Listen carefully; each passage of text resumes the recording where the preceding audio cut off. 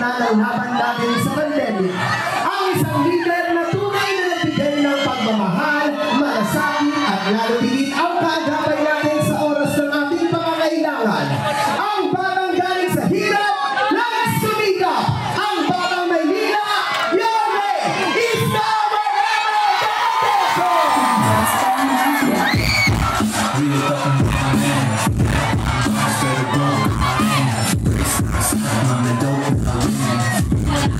pwede mo lang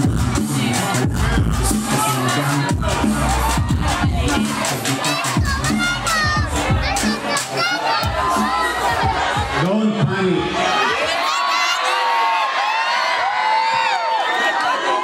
Magandang student choice. Ang tungtong yan. Magandang gabi sa inyong lahat na nandito. Pero bago ko magsimula, ay special ko lamang po na pasasalamatan ang ating pong simbahan. Nais ko po pasalamatan si Father Patrick Kalimlim at lahat ng parokyano na nagsisimba sa Nuestra Señora de Salvación Church. Father, maraming salamat. Alam niyo po ang ginawa ng simbahan. Na-cancel yung simba kanina para mapagbigyan tayo dito. Palakpakan naman natin ang ating simbahan. Thank you very much. Huwag naman kayong mag-alala, Father, at mga parishioner.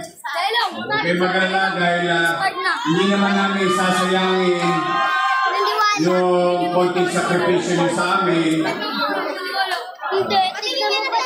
Umanatag kayo, wala kayong maririnig ng mga panira dito. Yung man lang regalo namin sa inyo dito sa Santa Mesa, sa Puresa, na ang tanging mapakinggan nyo lamang ay mga bagay na kapakipakinabang sa taong bayan. Hindi tungkol sa mga politiko. Kundi kung ano ang naganap at ano ang pwedeng mangyari sa buhay at katatayuan ng ating mga kababayan.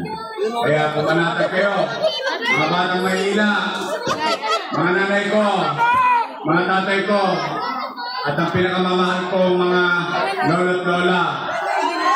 I love you.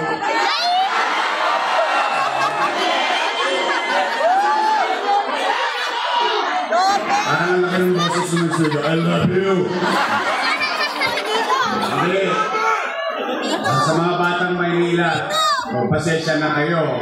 Talagang special mention sa akin lagi yung mga senior citizen. Mahal na mahal ko talaga yan, mga lolo-lola natin. Anyway, kumain na ba kayo? Huwag mag-alala, nilipas din yan. Thank you very much sa inyo. Kanina pa kayo nandyan. Huliin nyo, wala nang nakain. Kaldero na lang ang kinakalampag. Naawa ko sa tapat niya, matanda. Talaga tumatama sa kayo. But I'm really happy and grateful sa inyong lahat. Kayo'y nanatili. Kahit walang toskas, nandito pa rin kayo. Sa mga... Hindi kami bayan! Hindi kami bayan! Hindi kami bayan! Huwag nyo lang kayo mag-alala. Babayaran ko kayo. Babayaran ko kayo ng maayos na gobyerno. Yan naman. Alam ko, masakit sa binti tumayo ng 3 oras. Pero sa aming mga naabala, sa mga paligid, pasensya na po kayo, hindi naman po ako magpapakahaba. O para naman bukas, lalo na yung mga mag-aaral dito, sa mga scholar ng bayan. O, shout out sa mga taga-PUP. O mga isko ng bayan, para naman yan. Nay! Tay! Kamusta kayo? Okay, salamat sa Diyos. Kasi nalulungkot ako na ang init-init ng panahon. Masyado rin mainit sa akin yung mga katunggali ko. Kaya ang almusal nila, tanghalian, hapunan, at yung isa naman, ginawa kong pulutan. Sabi, inuman eh, kinain pulutan. Pero huwag kayo mag-alala, hindi ko naman yan papatulan. Kasi, kahit na anong panira mo, matalino naman ang taga-Maynila. Alam mo na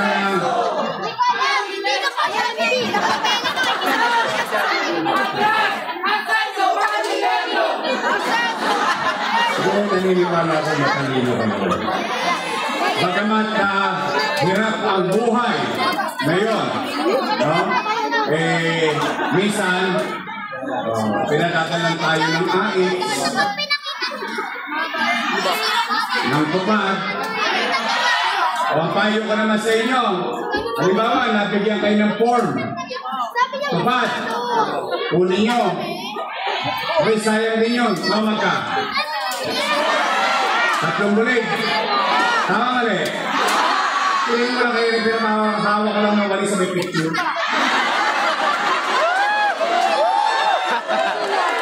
Ayos na po ito.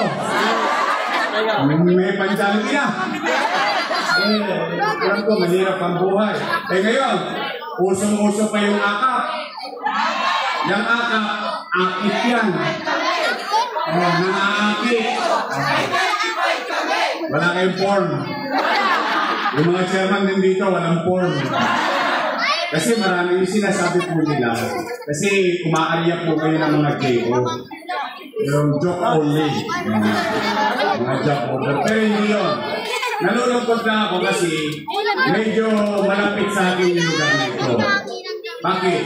Hindi ka naman taga nito, Norme. Lalo na kayo malapit sa ito.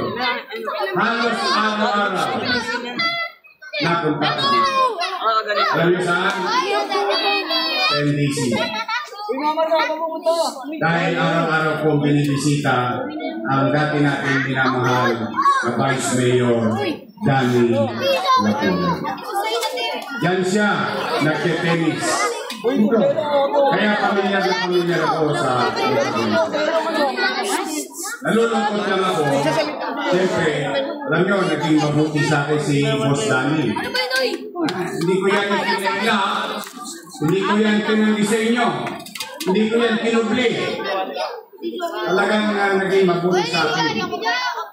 Kaya lamang, itong nagdaang araw, itong ate ko,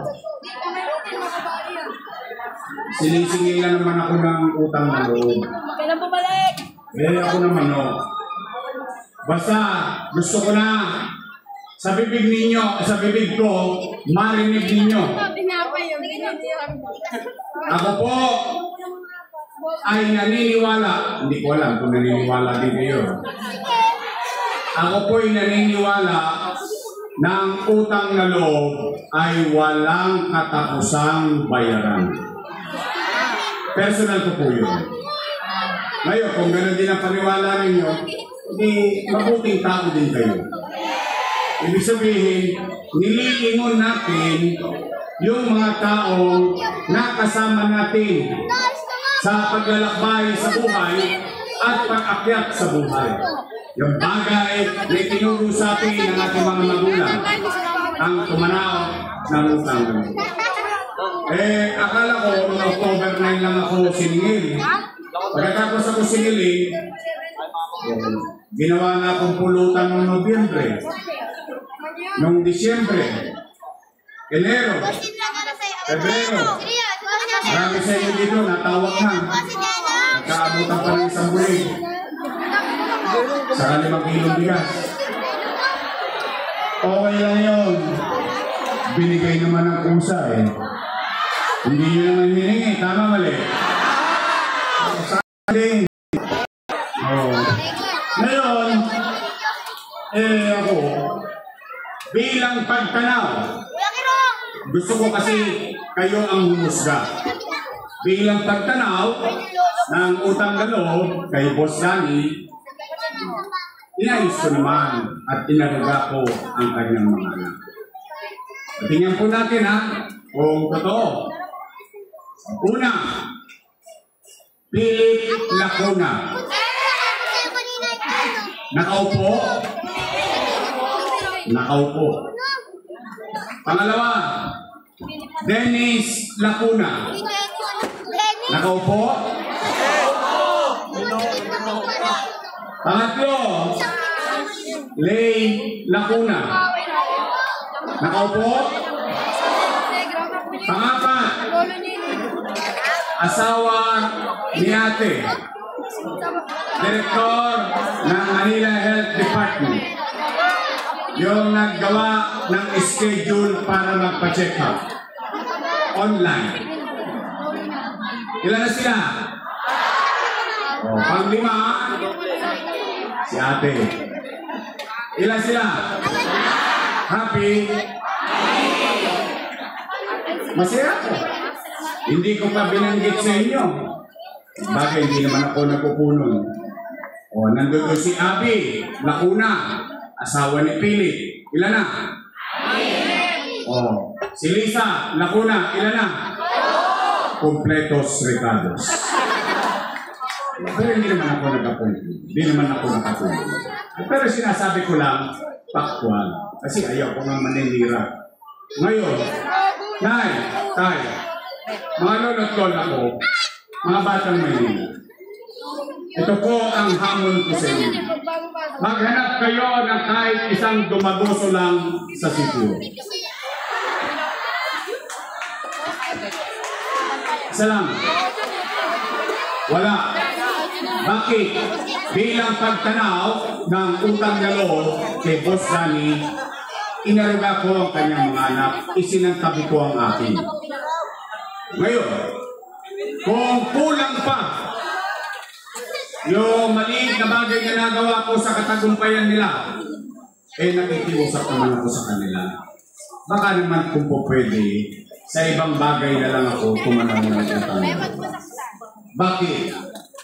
May utang na loob din naman ako sa taong bayan Kung wala ang Diyos at wala kayong mga mamamayan ng Maynila, wala rin ako sa kinalalagyan ko ngayon. Ngayon, masama naman ba na dinggin ko yung sigaw ng taong bayan? Ang sinisigaw ng taong bayan, bumalik ka na. Bumalik ka na! Bumalik ka na! Bumalik ka na! Bumalik ka na! Gusto niyo ba talaga akong bumalik? Wait. Nakasan niya lang para marinig ang gambakod.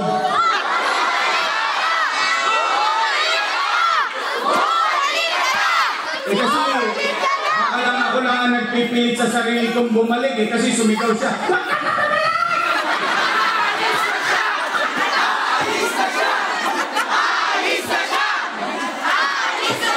Hindi, teka muna. Ayaw kong pag-alabi ng mga damdamin ninyo. Nakikiusap ako, Alam ko, katulad kanina, sama na naman na sinabi nila sa akin. Pero okay lang yun. Titiisin ko na lang yun. Bilang respeto ko kay Danny Lacuna. Ako naman nakikiusap sa inyo. Huwag niyong pagsasalitaan ng masakit si Ate Ami. Ano na lang, huwag kayong makipag-away. Huwag kayong makipag-away. Yung away na yan, away lang ng mga politiko yan. Pag dumamay pa kayo, pagtapos ang eleksyon yung mga politiko, bati-bati na. Magkakibay nag-away. Galit-galit pa rin. Hindi pa naka-move on. And I don't want to leave the city full of hate. Ayokong pamunuan ang isang syudad at 10 ng mamamayan na puro hinagpis, puro bait at puro hugot sa isa't isa. Babagal tayo nun. Yun ay patras. O kaya naman na nakikusod. Ako na lang. If there is value, umihalaga pa sa inyo yung laway ko. Nakikiusap ako, huwag nyo na lang pagsalitaan na hindi maganda. Ano na lang, hayaan na lang natin magulat tayo. Kasi ako naniniwala, ang taong naninira kasi walang masabing nagawa. Tama ba? Tingnan mo yung kapitbahay mong chismosa. Pati kulong ng Facebook, pinakikita lang. Eh, may trabaho ka. Siya. Tama ba? Oh, tayo may kwento, may ulat. O sila, walang kwento, walang kwenta. Tama ba rin? O tayo magkwento, pero may kwenta. Ang sabi nila, alam ko narinig nyo na rin ito. Sabi nila, si Yorme, maraming utang. Marami daw tayong inutang. Matanong ko lang kayo, bakit? Itinanggi ko ba yun? Hindi ba alam ng taong bayan yun, yung ginawa natin umutang? Si Yorme, may binenta! Bakit? Itinanggi ko ba yun? Anong sinabi ko? Ito, eksakto sinabi ko sa Facebook nung kasagsagan yun. Iisipin ko ba na maging mayor sa panahon ng pandemya? Pandemya, ano ang unang sinira? Ekonomiya. Walang ekonomiya, walang hanap buhay. Walang hanap buhay, walang trabaho. Walang trabaho, walang picha. Walang picha, walang chicha. Tama ba rin? Ano ang sinabi ko sa Facebook? Dahil tuwing Biyernes sa Capital Report, nag-uulat ako sa taong bayan. Ano sinabi ko? Natatakot ang tao baka mamatay. Natatakot ang tao baka magutom. Ano sinabi ko sa Facebook? Mga nanay ko, mga tatay ko, mga lolo't lola ko, mga batang Maynila, pumanatag kayo. Huwag kayong mag-alala. Gagawa ko ng paraan. Pag ako wala nang mga utangan, wala nang may bibenta, nakita niyo itong relo nito, ipatata sa kutukit ng munting makaraos lang tayo. I said that. Sinabi ko yun. Bakit? Bakit? Umaasa ang taong bayan. Anong ibibigay kong tugon sa hinaing ng taong bayan, pangangailangan ng taong bayan? Problema rin? Hindi. Bakit? Nag-mayor ka eh. Pahala ka eh. Pala-desisyon ka eh. Ginusto mo yan eh. Oh, pero tingin kong matanong ko kayo. Real talk lang tayo ha. Real talk, taas ang kamay ng may anak dito. Real talk. Pag walang makain ang anak ninyo, gagawa niyo ng paraan? Hindi nga. Iraraos nyo? Itatawid nyo? Gagawin nyo ang lahat? Maisayos sa ang anak nyo? Talaga? O yun din ang ginawa ko bilang ama ng 2 milyong Manileño noong panahon ng pandemya. Tingnan ninyo, kayo po umusga. Kasi yung iba kong testigo, patay na eh. Pero kayong mga naparito sa Puresa, sa Tamesa, kayong naririto ngayon. Kayo, testigong buhay. Masasabi natin, noong panahon ng pandemya, walang nagutom sa lungsod ng Maynila. Buwan-buwan may food box. Tayo lang sa Metro Manila. Mayaman, mahirap, middle class, pantay-pantay, bawat pamilya, not household, per family, 700,000 families in the city of Manila tumatanggap buwan-buwan ng food box. Nomad ka. Tingnan natin, ito yung kwento. Magkwenta tayo. Tingnan lang natin, 700,000 times 1,000. Nomad ka. Patay na. Dami siguro. 700 million pesos. 8 buwan. 8 times 7. 56. 5.6 billion. Hindi milyon. Bilyon. Piso. Ineka, niluwa. Alaws na 5.6 billion piso. Ano? May nagutom ba sa atin? Nakatawid ba tayo? Nakaraos ba tayo?